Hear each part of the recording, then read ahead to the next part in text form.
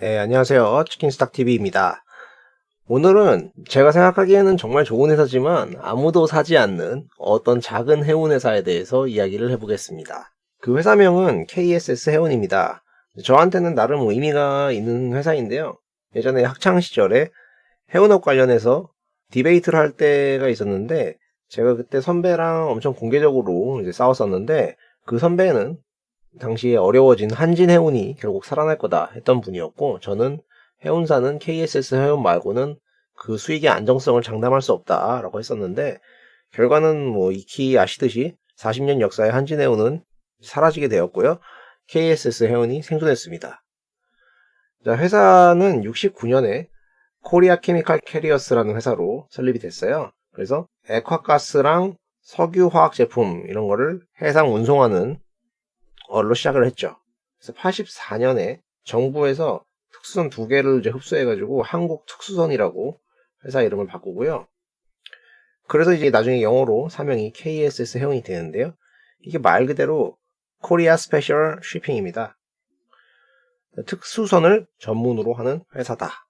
뭐 상장회사는 KSS 해운이 있고요. 그 밑에 비상장으로 KSS 마린, 파이스트 벤츄라 이런 회사가 있는데 여기는 규모가 너무 작아서 큰 의미는 없습니다. 현재 주주는 박종규 전 회장이자 현재 고문분께서 17% 정도 가지고 계시고요. 그리고 사내 기금이 한 7% 정도 되고 이제 박 고문의 세 아들이 1%씩 이렇게 보유하고 있습니다. 특수관계자 지분은 한 30% 정도. 중간에 이제 책 추천을 하자면은 회장이시다가 지금은 고문이신 박종규 회장님께서 KSS 해운을 창업하고 운영하신 과정을 써놓은 책이 있습니다. 바로 이 직원이 주주인 회사라는 책인데요. 제가 이걸 우연찮게 접하고 이 KSS 해운 책이 있었어? 이러면서 바로 사서 봤는데요. 엄청 감동을 받았습니다. 보통은 자서전들이 자기 잘한 이야기만 이렇게 많이 나오지 않습니까? 혹은 뭐 남이 써주면은 용비어천 가고. 근데 이분 책은 좀 다르더라고요.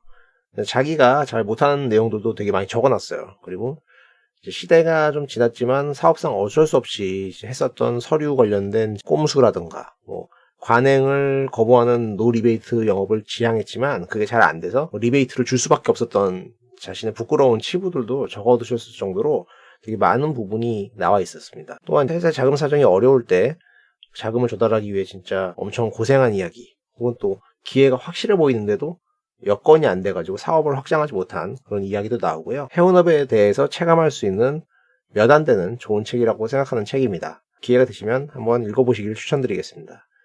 회사가 말로만 직원이 주인 회사 아니냐, 누구나 그렇게 말할 수 있지 할 수 있는데요. 박 회장님은 사업을 시작할 때 이제 유한양행 같은 회사를 만들고 싶다고 했었고 실제로도 그 길을 가고 있습니다. 일단 예전에 이미 사주 형태로 기부를 해서 자기 지분을 일부 넘겨줬었고요. 추후 이제 암에 걸리셨을 때 유언장을 작성했는데 그때 이제 남은 재산은 3등분해서 4에 한원 우리 사주 가족에게 각각 나눠줄 거라고 했었습니다. 만약 그대로 되면은 이제 이상적이고도 훌륭하신 일을 하시게 되는 셈이죠. 현재 회사 같은 경우에는 소유와 경영을 분리하는 전문 경영인 체계를 구축해서 운영을 하고 있고요. 14년에 이제 이익 공유제라는 되게 좀 생소한 제도가 도입이 된 회사인데요. 주주, 회사, 임직원 모두가 회사의 이익과 성과에 기반해서 배당 형태로 공유를 하게 되는 공동 운명체가 된 겁니다. 이익이 늘면 배당이 많아지게 되고요. 이익이 줄면 이제 그 배당금이 줄어들게 됩니다. 회사의 내용을 살펴보겠습니다. KSS가 스페셜 쉬핑 특수선이었기 때문에 가스선하고 케미칼선 이게 운영되고 있고요. 주요 고객들은 정말 다양하게 많이 있고요. 가스선은 이제 이렇게 생긴 것들, LPG나 LNG를 이렇게 나르는 것들이고, 컨테이너선하고는 좀 다르죠. 그리고 이게 배에 이렇게 C라고 마크가 있으면은 케미칼선입니다. 화학물품을 나르는 선박. 현재는 이제 매출의 85% 정도가 가스선에서 발생을 하고 있습니다. 회사의 모체였던 이제 케미칼 부분은 좀 줄어들고 있고요. 지난 세월에 실적을 보면 매출액은 꾸준히 이렇게 올라오고 있었고요. 그에 따라서 영업이익이 뭐 발생하다가 14년 이후로는 되게 레벨업되는 모습으로 이 시점부터 크게 올라오는 모습입니다. 미먼 때 이제 환손실이 발생해서 순이익이 적자가 났을 때를 제외하고는 거의 매년 흑자를 달성한 회사고요. 특이한 점은 이 회사의 법인세율이 거의 0에 가까울 정도로 낮죠.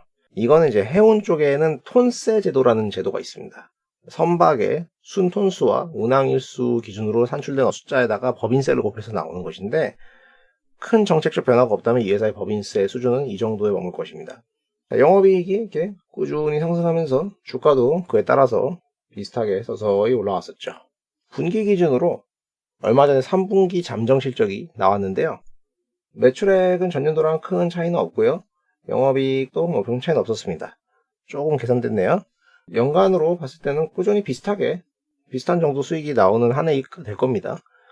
자, 부문별로 영업을 쪼개보면 케미칼 쪽, 이제 회사의 모체였던 근간이긴 하지만 지금은 이제 매출액도 좀 적고 이익도 그냥 예전보다는 좀 뭔가 다운된 느낌으로 이렇게 가고 있죠. 어느 정도 명맥만 유지하는 수준입니다.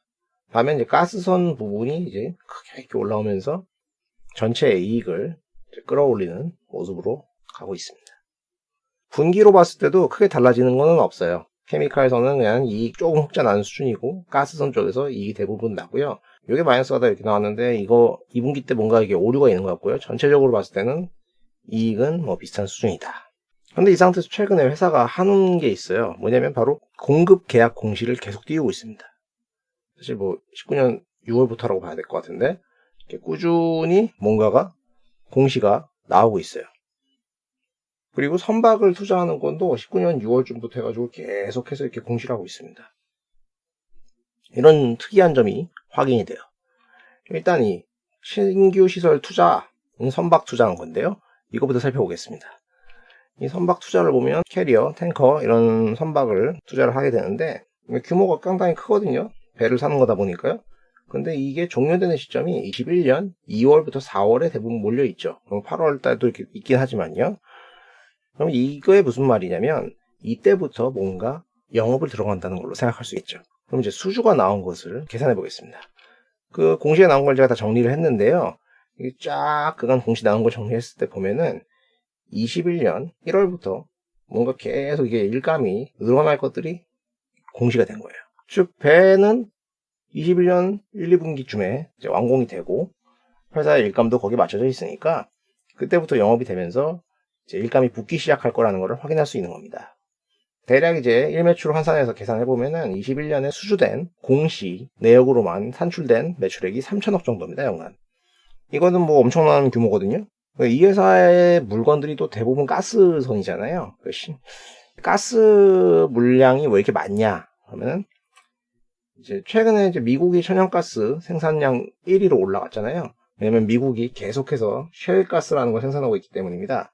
셰일에서는 이제 LPG가 좀 많이 나오거든요. 그러다 보니까 미국에서 LPG 공장을 증설해가지고 계속 뭔가 수출을 해야 되는데 이거를 이제 날라야 되잖아요. 근데 중국, 인도, 인도네시아 이런 데서는 친환경 연료를 쓰고 싶어요. 그래서 LPG를 쓰는 걸 장려하고 있습니다. 뭐 우리나라도 LPG 많이 쓰고요. 그러다 보니까 LPG 캐리어가 필요하다. 또 이런 LPG는 에너지원, 어떤 유틸리티의 원료로서 쓰이지 않습니까? 그러다 보니까 장기 계약 형태로 공급이 진행되는 편이고요. 이런 특성 때문에 KSS 해온 입장에서는 이렇게 수주된 일감의 안정성은 대부분 확보되어 있다. 이렇게 생각하면 되겠죠. 반대로 이야기하면 급변하는 해운 시장에서 좀 동떨어진 부분도 있습니다. 일감 연도 보세요. 거의 24년, 26년, 37년까지도 이렇게 있습니다. 변동성을 찾는 사람들한테는 재미가 없는 회사가 되겠죠. 자, 이렇게 일감이 늘어나니까 배를 늘리긴 늘렸잖아요. 그 배를 늘렸는데 보통 선박 같은 경우는 어떻게 조달할 수 있냐? 그런 건 이제 부채로 조달합니다. 그래서 재무상태표를 좀 확인해 봐야 되는데요. 재무상태표를 보면 회사의 유동자산은 비유동자산 대비 좀 적고요. 비유동자산의 대부분은 선박이었습니다. 그리고 이제 유동자산에는 현금성 자산이 대부분 이렇게 있어요. 근데 부채는 이제 장기금융 리스 부채라는 걸로 조달을 하고 있죠. 5천억 상당입니다. 그리고 이제 유동부채 일부 이렇게 또 단기 차입금 이렇게 해가지고 배를 구해가지고 영업을 하는 거죠. 유동성 측면에서는 진짜 크게 고민할 것이 없다고 저는 생각을 하는데요. 일단 단기 차입금은 이제 해마다 버는 돈하고 회사가 보유한 현금 이런 걸로 어느 정도 메꿔질 거고요. 선박하고 계약이 담보가 돼 있으니까 무난히 다른 데서 추가적으로 자금을 조달해서 한다든가 이런 형태로 관리할 수 있지 않은가 생각이 됩니다. 일단 유형자산 규모만 봐도 거의 부채를 넘어서는 수준이죠. 자, 회사의 추가적으로 좋은 점은 최근에 이제 주 원료라고 할 수 있는 유가가 좀 많이 빠지는 그림이죠.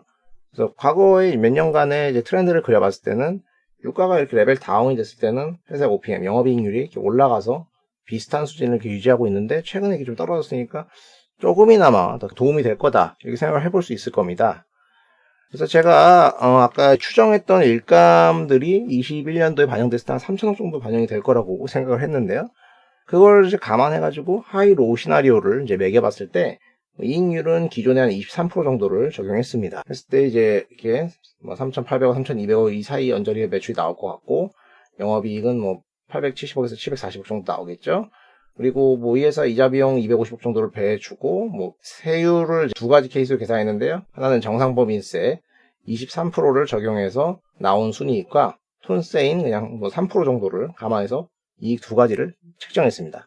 정상법인세를 매겼다고 생각을 해도 PER은 5배에서 6배 수준이고요. 톤세로 매겼을 때는 PER이 뭐 4배, 5배 수준입니다. 영업이익 기준으로는 무려 2배에서 3배 사이죠. 이거는 정말 지표적으로 싼 회사라고 할 수 있어요. 일감의 안정성과 수익의 안정성이 확보가 되어 있는데 밸류에이션 지표가 싸다? 이거는 정말 좋은 케이스라고 생각할 수 있습니다.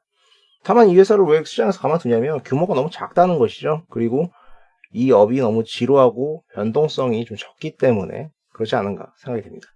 실제로 애널리스트 같은 경우에는 신영증권 엄경화라는 분이 이제 조사를 하시는데 7월 14일 이후로는 레포트가 따로 나오지 않고 있어요. 이 친구는 뭐 지금은 안 보고 있다 이렇게 생각하면 되겠죠. 그리고 이 친구의 추정치는 3분기 기준으로는 매출액과 영업이익이 조금 미스가 나서 좀 이거보단 덜 나왔어요. 하지만 뭐 연간 추정치는 오히려 보수적인 감이 있습니다. 21년에 3,080억만 잡았는데 뭐 일감 수주된 거 역으로 계산만 해도 이거만큼 나오고요. 또 회사의 매출액은 모든 일감을 공시하는 것이 아니기 때문에 플러스되는 요인이 있기 때문에 추정으로는 한 200억에서 한 800억 정도의 플러스 애드업이 있다고 생각이 됩니다. 자, 그래서 이렇게 회사가 돈을 벌면은 아까 이제 박정규 고문님의 뜻에 따라서 회사는 이익 연동제를 적용하고 있죠. 그러다 보니까 실제로 돈을 벌면 25% 정도는 늘 배당으로 돌아갑니다. 근데 회사는 현재 시가총액이 2,200억에서 한 2,300억 정도의 시가총액을 보이고 있는데요. 순이익이 한 500억 정도를 낸다고 치면 이거의 25%를 곱해서 배당액을 산출하게 되면 125억이 됩니다. 그러면은 이제 125억을 한 뭐 2,200억 정도로 나누면은 배당 수익률이 나오겠죠. 제가 계산해 보니까 세전 수익률로 한 4에서 5% 정도의 배당을 지급할 걸로 예상이 됩니다. 이렇게 되면은 현재 낮은 금리 상황에서 예금 대비도 훌륭하다고 할 수 있습니다. 최근에 주가는 이제 서서히 이렇게 오르고 있는 그림입니다. 뭐 코로나 이후에도 이렇게 급락했다가 다 회복을 했고요. 원래 한 7,000원 정도 레벨이었으니까 한 35% 정도 올랐고요. 뭐 앞으로 탄탄한 장기 계약 위주의 비전이 기다리고 있다는 점을 감안하면은 여기서 이미 이제 배당과 비전을 보고 저점 매수하신 분들도 있을 것으로 생각이 됩니다. 뭐 그런 분들은 더 훌륭한 투자들이겠죠. 자, 이렇게 뭐 KSS에 대해서 간단하게 알아봤는데요.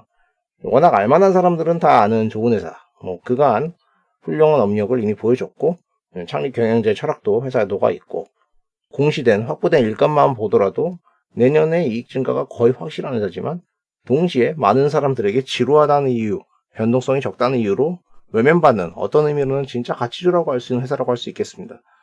이런 회사를 안 사는 이유는 매번 같아요. 회사 좋은 줄 알겠는데 주가 안 갈 것 같으니까 안 살게 뭐 이런 거겠죠. 그런데 항상 이제 우량한 회사들은 시간이 지나고 나면 꾸준히 자기 분야에서 최선을 다하면서 이익이 증가하게 되고 그럼 이익이 증가한 거에 걸맞는 평가를 받으면서 주가도 따라서 붙게 되죠. 과거에 자기의 안정적인 수익 창출력을 보여줬고 뭐 앞으로 성장도 할 게 확실한데 뭐 주가는 안 갈 수 있겠지만 그 과정에서 투자자가 함께 기다릴 수 있는 배당도 있다라는 거는 정말 흔치 않은 기회라고 할 수 있습니다.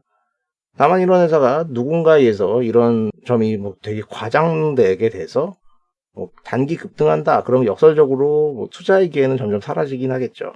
저는 이제 KSS연이 뭐 여러모로 잘 오랫동안 살아남아서 한국을 대표하는 장수기업이 되길 바라는 사람이고요. 뭐 그 과정을 꾸준히 지켜보겠습니다. 자, 오늘 영상이 도움되셨다면 구독과 좋아요를 부탁드리고요. 오늘도 시청해주셔서 감사합니다.